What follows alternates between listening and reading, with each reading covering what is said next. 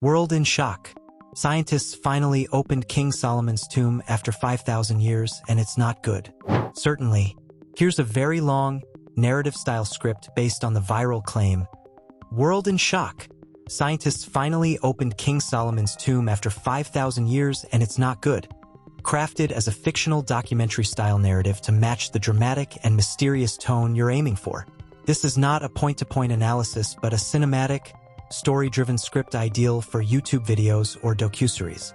For thousands of years, the sands of time have concealed the secrets of one of the most enigmatic figures in biblical history. King Solomon, son of David, ruler of a golden empire, and the man said to possess divine wisdom granted by God himself. The world knew his name.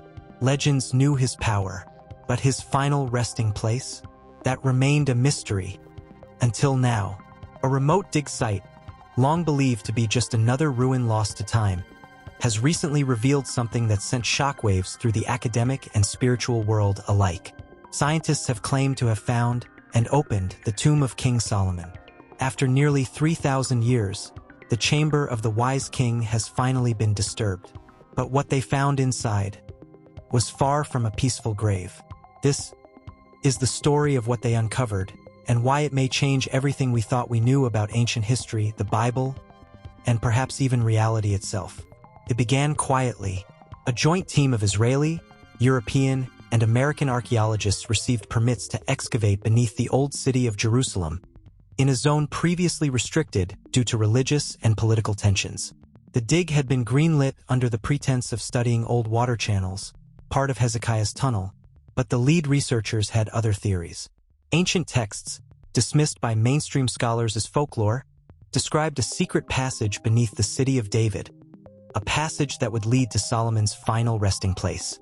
Most thought it was nothing more than legend, but beneath meters of rock and debris, the team uncovered a sealed chamber, undisturbed for millennia. Its entrance was blocked by giant stone slabs, each etched with ancient Phoenician script and what appeared to be protective curses. Let no man disturb the chamber of the anointed king. Death will follow those who breach the seal. Despite the ominous warnings, the team pressed on. Walls lined with cedarwood panels and gilded carvings of lions, olive branches, and celestial symbols. In the center, a stone sarcophagus, carved with the name Shlomo ben David Solomon, son of David. Laid out beside the sarcophagus were strange objects. Not just gold or jewels, but things that defied identification.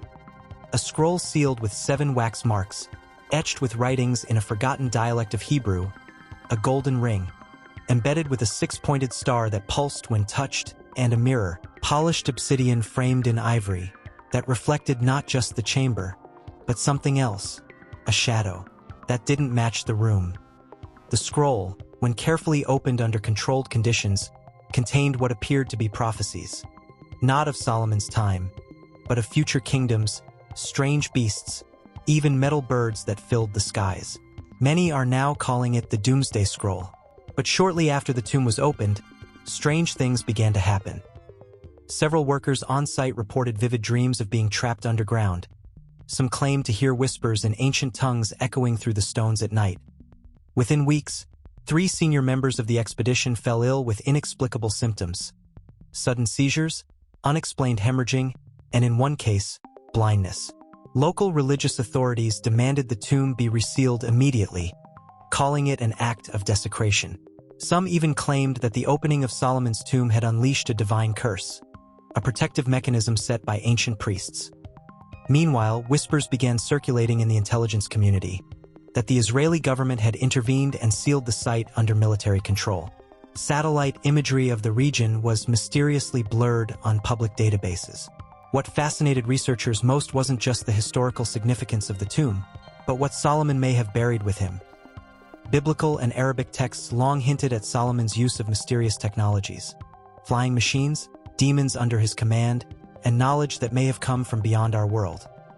Among the artifacts recovered was a gear-like mechanism, similar in complexity to the ancient Antikythera device of Greece, far beyond anything thought possible in 900 BCE. Even stranger, a metallic tablet with markings untranslatable by any modern language. Not Hebrew, not Akkadian, not Sumerian, a cipher that has left cryptologists baffled. Could Solomon have possessed knowledge that was not of this world?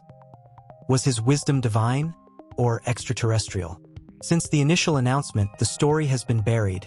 No mainstream news agencies have covered it since the first week. The official narrative? No tomb of Solomon has been discovered. It was a case of mistaken identity. But sources close to the dig site tell a different story.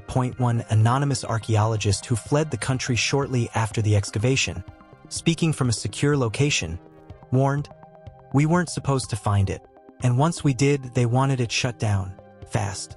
Solomon's tomb was never just a burial site. It was a vault for something we weren't ready for. To this day, the tomb remains sealed. Security around the area has tightened. Drones fly overhead. Access has been cut off to journalists and independent researchers. And yet, the whispers continue. Did they really open King Solomon's tomb? Or did they open something far older, far more powerful? And if Solomon's knowledge, his wisdom, was truly preserved, what happens when that knowledge falls into the wrong hands? The world may never know the full truth. But one thing is certain. In July 2001, a unique inscribed tablet of stone mysteriously appeared in Israel. It was an archaeological marvel that seemed to solve one of the Bible's great riddles. Narrator, tested by some of Israel's top scientists, it revealed that in the heart of Jerusalem, 3,000 years ago, one of the legends of the ancient world had really existed, the magnificent Temple of Solomon. Narrator, but that was just the beginning, for there was another mystery hidden within the stone, one that would have shattering consequences around the world. Narrator, tonight Horizon tells the extraordinary story of King Solomon's Tablet of Stone. Narrator, in Jerusalem during the summer of 2001, a secret meeting took place that would shake the world of archaeology. Boaz Jon. The story starts when this very renowned professor receives a mysterious phone call from a person by the name of Isaac Tsu. He's asked to meet him with another renowned professor. This person appears with a briefcase. He opens up the briefcase and very dramatically takes out this beautiful black stone with an inscription on it. They look at the stone and it's beautiful, it's important. They're amazed. Narrator, the mysterious stranger was a private investigator, and the inscription on his black stone was in ancient Hebrew. What it revealed was a wonder. Narrator, for the inscription seemed to offer proof of something long searched for but never found, that nearly 3,000 years ago, in the center of Jerusalem, there really had existed the place the Bible calls the house of the Lord, the magnificent Temple of Solomon.